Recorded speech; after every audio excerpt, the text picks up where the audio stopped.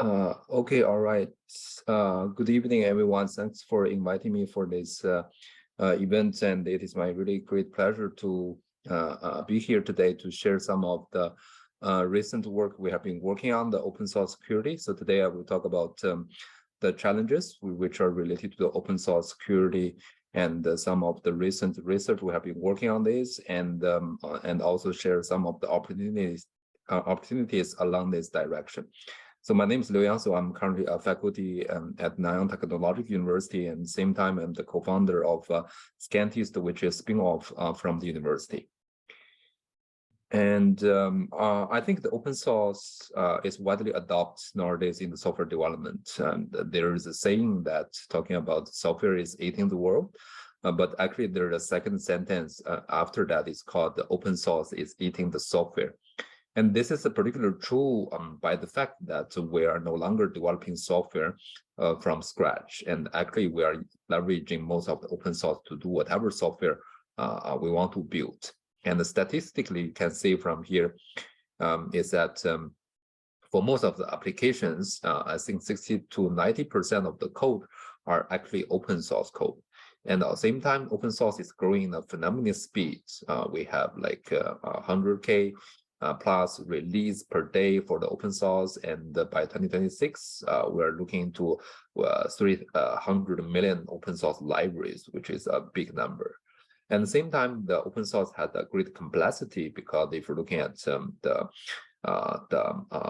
transitive dependencies on the open source, there's every one open source library are using the other 8 open source library on average, which is also introduce a significant complexity among the open source themselves. So the open source, everyone think it is a nice thing and it is free, but actually you have to pay for the security. This is the reason, because when you are using the open source, naturally the vulnerabilities occurring in the open source libraries are naturally inherited by the when you are using the open source libraries. And this security at risk is actually is very severe, because if you look at the numbers here, you have probably 200 plus vulnerability discovered every day. And every 1 in 4 data breaches are caused by the open source vulnerabilities. And another aspect related to the open source, is the license problem, because sometimes the license in the open source library you're using are not permissive enough to for your purpose. For example, some of the open source library require you, when you're using it, you require you also do the open source. And sometimes of the libraries you are using are not allow you to use them in the commercial purpose, right? If you're not sure about this, and you will violating the license permission of the open source library you are using. So these are the things I think you have to really pay attention when you're using the open source. And these things are not just some kind of statistics we collected, but actually it lead to real consequences. So they're the famous one, like the OpenSSL, the heartbleed kind of vulnerabilities happens. And we also have the Equifax Panama paper, which also lead to a significant loss in both of the kind of the critical data as well as the kind of financial losses. And this year, there are several big events related to the open source vulnerability attack. The Log4j is one particular important one, which get the whole world into a very dangerous situation, because one single vulnerabilities in the library basically destroy the whole Java ecosystem. And if we dive into this Log4j, or another related one called the Spring vulnerability, which they have the big impact, it is because if you think the Java ecosystem as a big building, right? Then the Log4j or the Spring are in this the level 1 or level 2 of the big Java building. And when you have remote exploitable vulnerabilities in Log4j or Spring framework, is basically you have a big hole in this top building. And this vulnerability can completely destroy the Java ecosystem. So this is kind of the impact you can have. But on the other hand, when this vulnerability is discovered, the whole world is busy with fixing this kind of vulnerabilities. And when you are looking to details, when we talk to some of the customers, they are really frustrated to fix them. There are a couple of reasons. I just list some of these things here to give you some idea why the fixing the open source may not be straightforward. Right?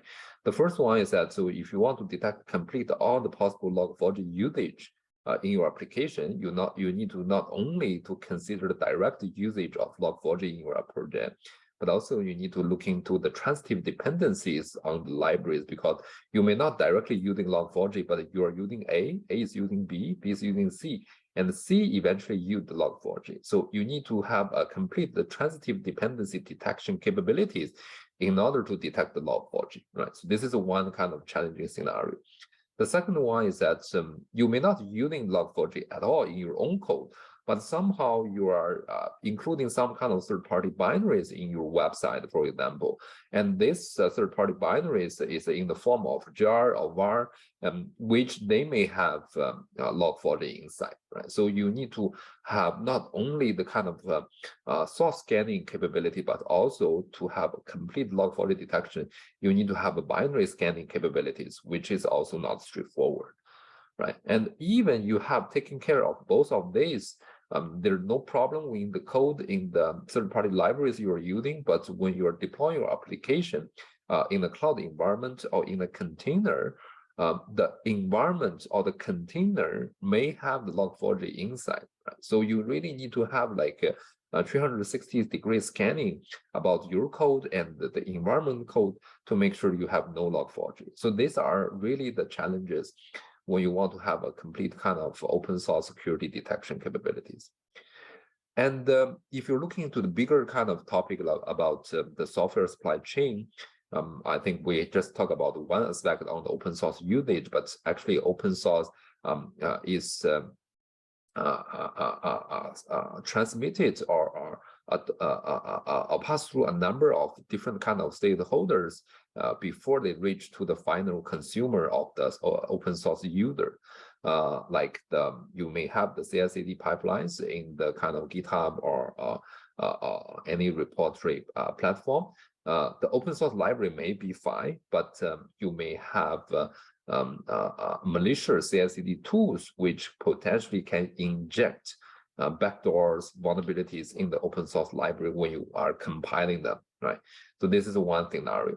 Another scenario is that everything is fine, the library compiled successfully with the all the benign code, but when you deploy these things and put into the package manager may be malicious. So they may replace the benign open source libraries with some malicious ones.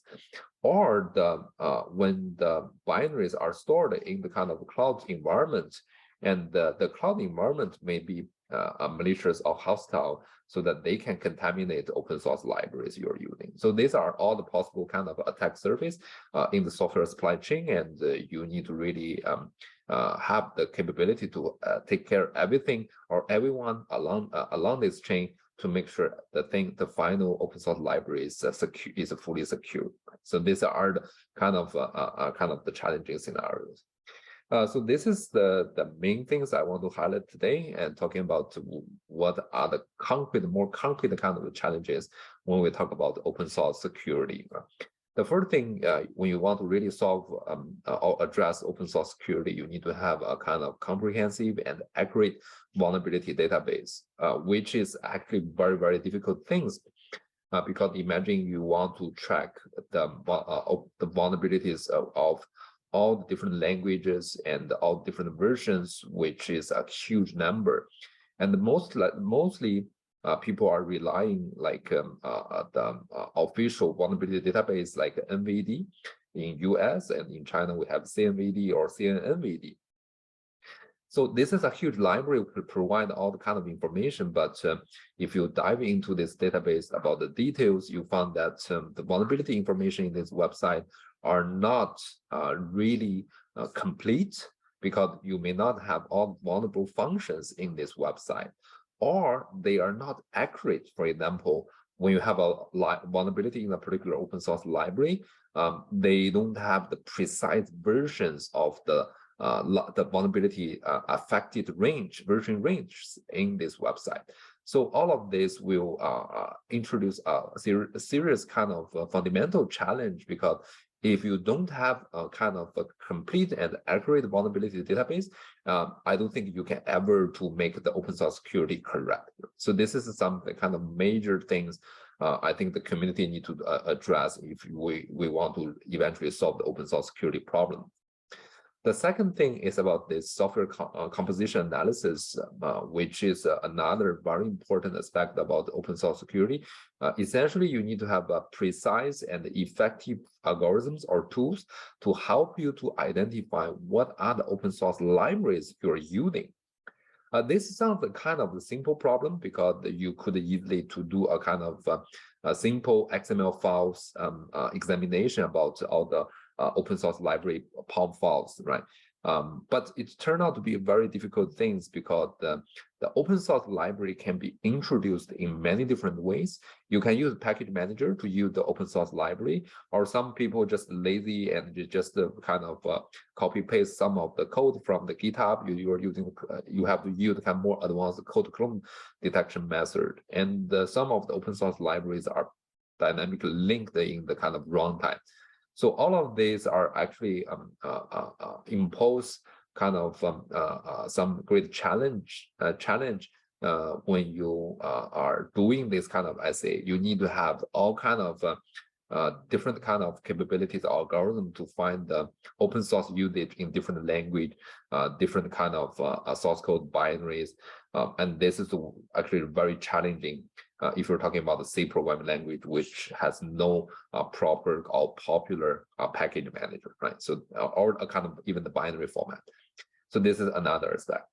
The third thing is that when you really find some vulnerabilities in the open source libraries, you want to not only understand this particular vulnerability, you also want to understand what is kind of potential impact of these particular vulnerabilities in the ecosystem.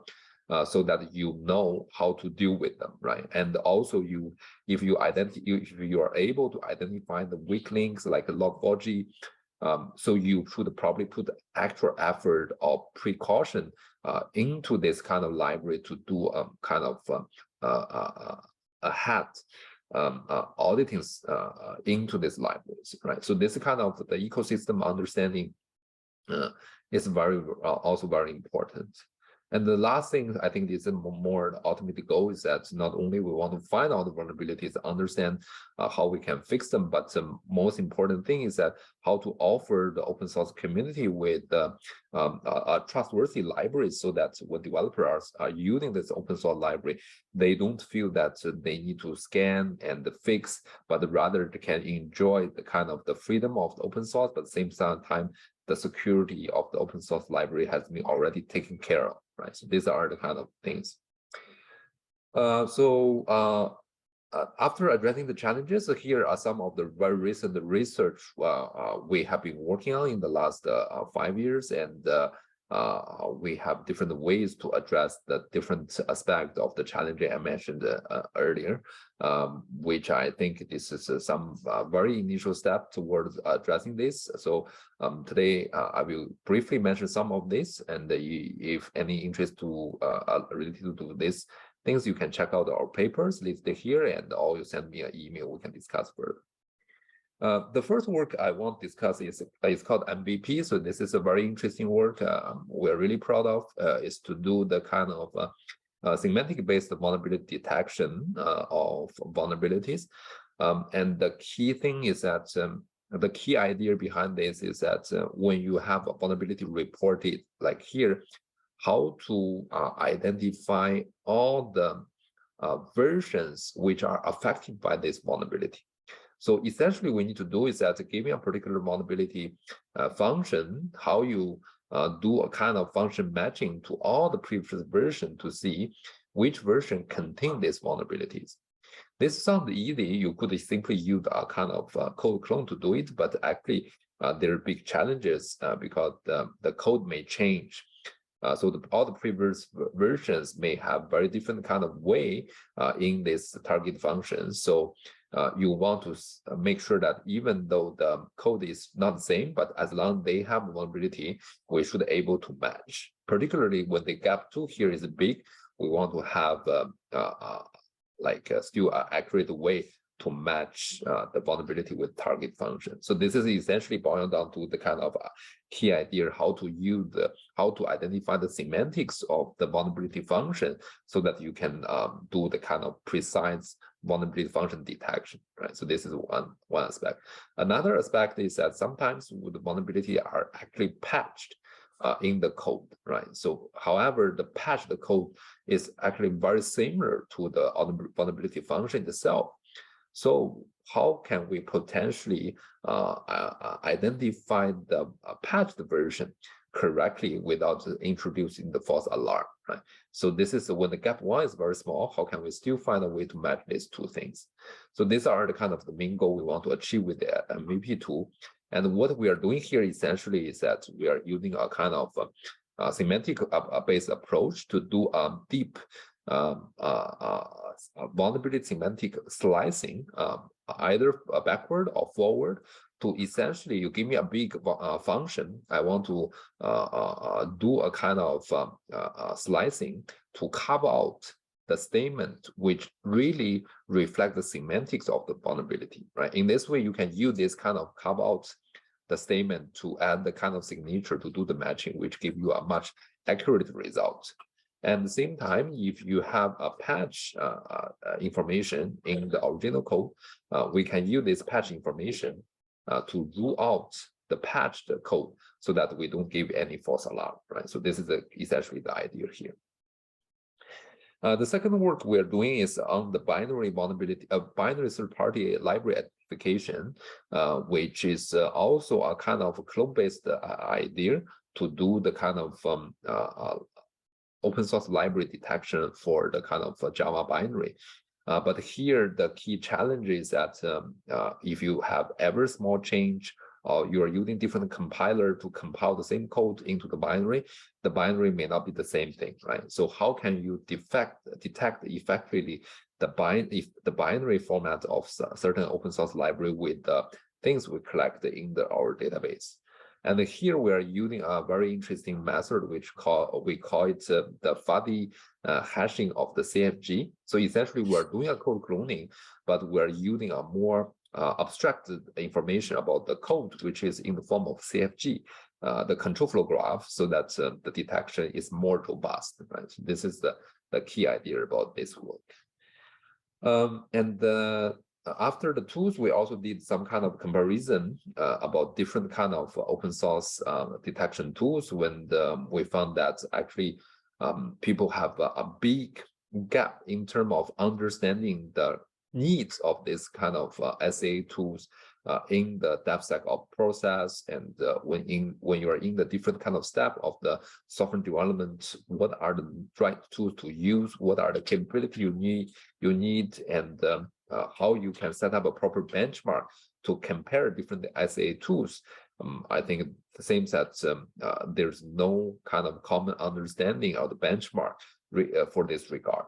So to solve this problem, we did a kind of systematic comparison of different kind of SA tools in the for the Java language, and then we found that actually the understanding is have a big gap, and we hope we can use this study to motivate the more research in this direction, so that we know what is kind of right accuracy.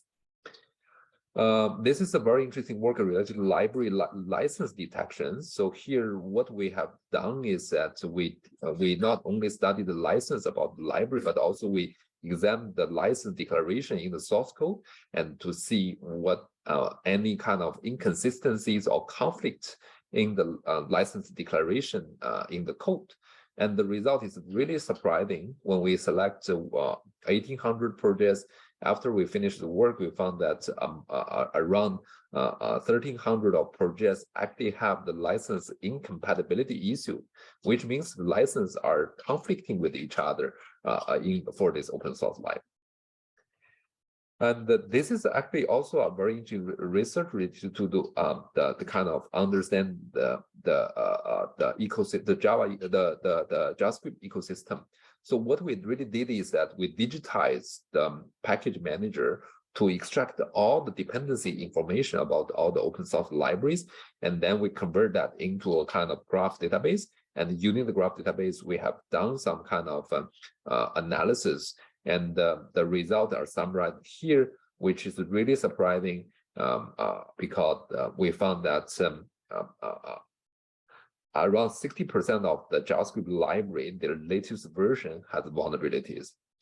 Many of the vulnerabilities, around 40%, that will never be excluded in the ecosystem because there are many of the vulnerable version, they are not really fixing these vulnerabilities in the ecosystem. So this really raises the kind of the concerns about the security about the ecosystem. If we're not doing anything, and then we will end up in a very dangerous world.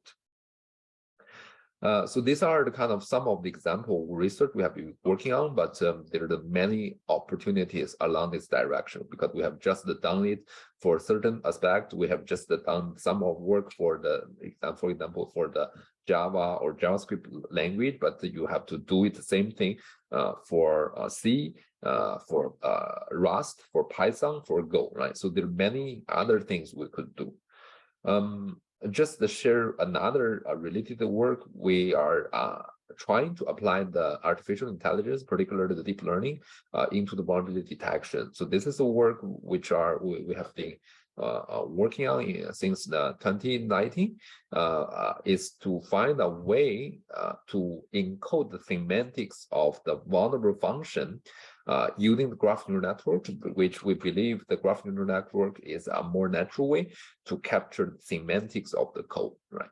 And the result is quite interesting, but now we want to understand how can we do this thing in a better way. For example, whether we can use the pre-trained model, transformer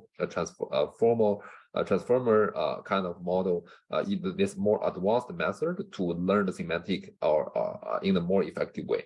At the same time, we're looking to how to extract the semantic relevant information from the vulnerability so that we can learn the true semantics of the vulnerability in this neural network.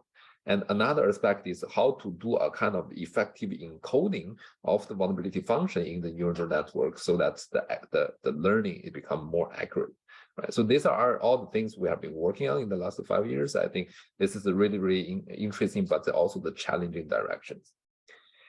I think I will just show you some of the things we have been not only just doing the research, we also convert the research into the automatic tools to provide the a comprehensive solution to do the open source risk management. So we have the OSPR, which is a platform to get you to how to select open source libraries in an effective way to make sure that you are using the correct and secure libraries.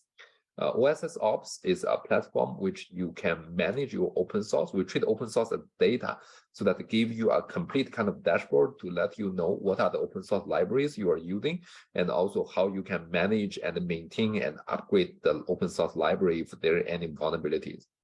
And the last one is Thompson is a kind of full-fledged SAE tools to help you to detect and remediate open source vulnerabilities, if any, in your kind of open libraries in the software projects you are developing. So these are the kind of solution we have been commercialized.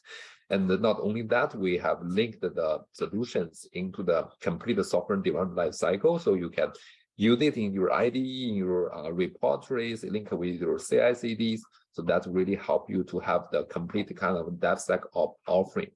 And recently, we offered a course from between the spin-off company and the university to really help the user to practice DevSecOps in their daily lives, so that we make sure that advanced tools are used properly, so that they can really help the developer to make sure that open source security is taken care of. And this is the last thing I want to show is that not only we are looking to security, but we are also looking to a complete health profiles of the open source libraries, which is very much similar to the chaos. But we want to build everything in a kind of a white box manner and also in a kind of automatic manner. So we come up with kind of a profile to capture the quality, security, activeness, maintainability, and the business risk, and so on for the open source, and give a kind of a corresponding score, so you know that what is kind of insight about this open source libraries. So this is the things we are working on for the open source, but now we also want to turn that into a kind of automatic solution for your own application. So you really know about this insight about software. So the long-term goal for the research we're doing is to build the next generation of the GitHub, so that not only you have a place to store your code and to manage your commit, but at the same time can give you the insight and the intelligence about the software you're building. So this is something we are really pushing forward. And this is my last slide. So this is the team working with me and who have contributed into most of this research. And so far, we have been really lucky to have more than $20-30 million research funded by the government and our industry partners. And currently, we have around 50, I think now it's probably 60 PhD students and postdocs in my research team. We have more than 50 top tier publications every year in software engineering, cybersecurity, and also recently AI field. We have been received more than 20 best paper award in the last 10 years. And in terms of publication, we are really, this is something I'm really proud. We are #1 in the software engineering in the world.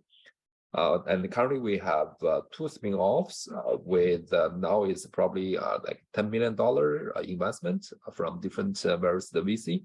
And the last thing is that we have more than 20 students or postdocs graduated. Now they become professors in the top universities in China, Australia, and UK, and many other countries. And the goal for the research we're doing is try to do this kind of closed loop translation to how to turn the research into the commercial solutions so that we can really create real world impact. I think maybe I speak too much. Thank you very much. And this is all the things I want to talk today. Yeah.